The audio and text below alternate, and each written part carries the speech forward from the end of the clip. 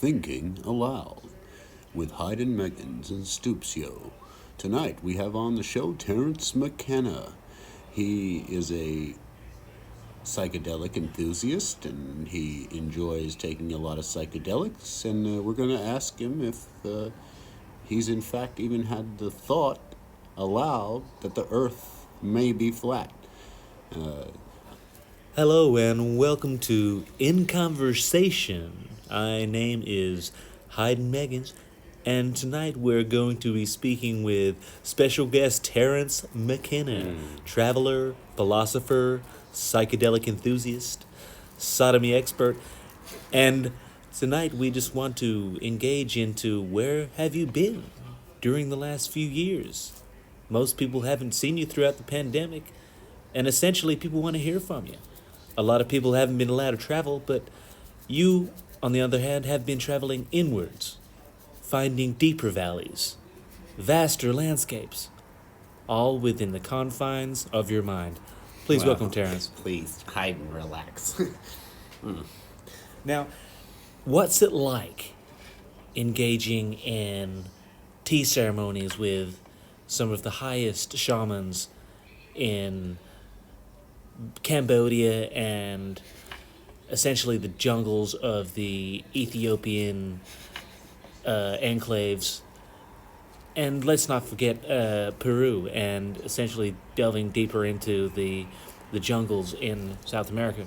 Well, Hayden, I can see that you've been thinking about ayahuasca quite a bit lately, so you're already a bit pre-primed for this conversation, but you need to settle down a little bit and relax, and we're going to step back a little bit into time, and we're going to have a little discussion that it's going to bring you around the curve here. We're going to flatten the curve, as some would say. We're going to flatten it. We're going to flatten the curve. Not that the Earth is anything but a globe and the universe is anything but infinite, but today I'm going to just discuss with you about some drugs, like some nice drugs, like some mushrooms and some DMT and some other psychedelics that can hopefully open up your mind a little bit more. See, the thing is, it was a crazy coincidence that happened. We ended up eating these mushrooms, and we developed into a higher place of consciousness on this globe Earth. Well, that's great that you're staying off of the artificial barbiturates and laying off the street level crack. Always. I don't do barbiturates. I don't do any kinds of hard drugs. I'll only do drugs that nature have provided for me. In fact, I haven't even done mushrooms since 1989 at this point, because I had a really fucking bad experience with me and my wife Kat, where the walls crumbled in on me and the mushrooms changed everything they ever told me and sent me down the rabbit hole again, and everything I'd ever learned was thrown in my face, and I didn't have any recourse or any way to process this, so I just quite simply decided that I would never take mushrooms again, and since then I've dabbled a little bit with ayahuasca and whatnot, but I haven't really felt the need to do mushrooms. Well, that's very interesting, and my understanding of fungi is forever expanding. Yes, well, you're a fun guy, and I'm a fun guy. I don't really like doing the fun guy anymore. I'm more into deep space and inner space and the globe. I really do like the globe that we live on. I think we had a global civilization at one time or another. If I haven't been brainwashed by globalist revisionist history like Tartaria and that kind of bullshit. But yeah, I'm here right now, and I'm a globalist. And do you have anything to say to me other than, yeah? Go.